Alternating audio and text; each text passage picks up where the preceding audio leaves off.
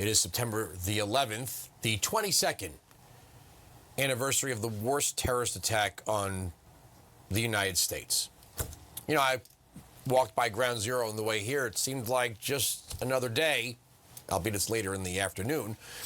But a lot of people have forgotten. And a lot of Democrats have so forgotten it that they just meld it all together with Pearl Harbor and January 6th. Kamala Harris actually tried to convince you that January 6th was just like 9/11. Take a look. Not only a place on our calendars, but a place in our collective memory. December 7th, 1941. September 11th, 2001. And January 6th, 2021. I don't know who wrote that for her, because she clearly doesn't write her own speeches, but that's one of the most idiotic things I've ever heard in politics. My first guest represents Wyoming's at-large district, Representative Harriet Hageman. Before we get into any topics about the budget or impeachment inquiries, how do you react to that? The vice president comparing January 6th to 9/11.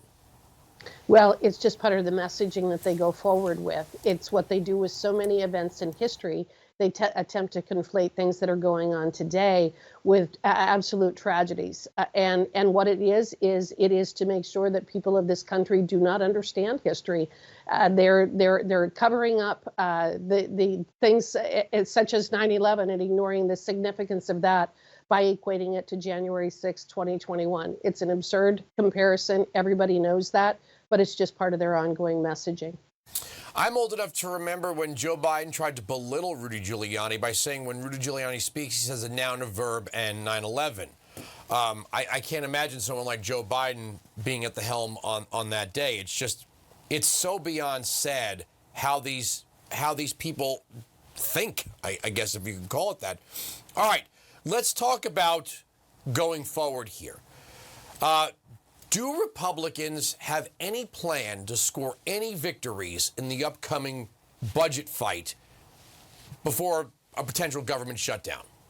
Well, absolutely, Andrew. I believe that we do. In fact, I just got off of a conference call addressing that very fact. We're talking about what our priorities are. The situation is definitely fluid, but we need to focus on what the priorities of the American people are. And that is, we need to close our borders. We need to have border security. We need to be addressing the ongoing war against affordable energy. We need to be pushing back against the radicalization of so many in the Biden administration. And those are all priorities that I can tell, at least from the freshman standpoint, we are all moving forward with. So I absolutely do see that we're going to be having some victories in this battle. People in this country know that we're spending far too much. We cannot go back to a 2023 budget. We cannot go back to omnibus spending bills. We have been overspending for so long. It's part of the reason we have the terrible inflation that we do. And there are people like me in the House of Representatives that recognize that it is now time. The rubber has hit the road. We're running out of runway. We have got to do something about the profligate spending by the United States government. I saw over the weekend that Representative Alexandria Ocasio-Cortez referred to inflation as right-wing propaganda. Does she think that does she think we're making this stuff up, or does she not understand that regular people know exactly what inflation is because they deal with it every time they go to the grocery store to fill up their tank? Well, it's one of the problems that you have when you do not have a mainstream press that is willing to actually address facts and call people like AOC out when she makes absurd comments like that. Even the federal agencies are saying that we're spending over $700 a month more now than we were just 2 years ago. I don't know how anybody with a lick of sense could actually argue that talking about inflation is right-wing propaganda. The truth is out there for all of us to see. We're spending $4.50 a gallon for gasoline. Our energy, our heating oil is going up. It's costing more for air conditioning in our homes. Food has skyrocketed. I mean, I don't know when the last time was that she actually went to a grocery store, but I went yesterday and I bought 3 bags of groceries and it was over $180.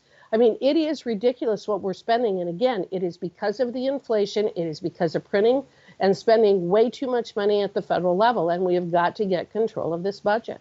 Joe Biden just took 13 million acres of federal land off the table for oil and natural gas exploration. We know that fuel prices are driven by futures. Just real quick, what does that mean to people in Wyoming if we have this massive uptick, this spike in home heating energy? It causes everything to increase in price. I have said over and over again that there is a special place in hell for people who adopt policies that are intended to increase the cost of housing, energy, and food. And yet almost every single decision that this administration has made since they took office in January 21 have been focused on doing exactly that. At this point, the inflation isn't transitory. It's not accidental. It's not just an unknown byproduct of the decisions that they've been making. This is intentional. They know that it is going to increase the cost of every single one of those by shutting us out from being able to exercise and use the resources that we have in Alaska and Wyoming and elsewhere. So whether you're trying to run a center pivot to irrigate your alfalfa, or you're trying to run an oil and gas well and you're an independent oil and gas producer, or you run a diner, or you have a local implement dealership, every single one of those businesses feel the pinch of increased energy costs. This isn't, again, accidental. This is something that is intentional. Our administration has gone to war with the American people. It is just, seeing this president is so bizarre. He's the first president since 9/11 to not be here on 9/11. He's in Alaska. He had some rambling speech in Hanoi where his staffers had to cut his mic and then bring up some kind of soft, easy listening jazz music. I just don't think the man is all there. And I think what we're seeing is the evolution of Barack Obama, Neera Tanden, and John Podesta basically running the show. I think that that's absolutely true. I don't think anybody who's being really honest about the condition of Joe Biden is going to say that he's the same person he even was 10 years ago. We're all seeing the decline, and it is manifesting itself in all kinds of bizarre actions on the world stage. But as you say, the question is, who's actually running the show? And you're right. You've got Barack Obama. You've got John Podesta. He handed him over $300 million just to go out and push forward with the Green New Deal. I mean, it is absurd what they're doing in terms of their policies. And it's ultimately extremely detrimental to the citizens of this country. And that's why I say we have a federal government that has gone to war with the citizens of this country.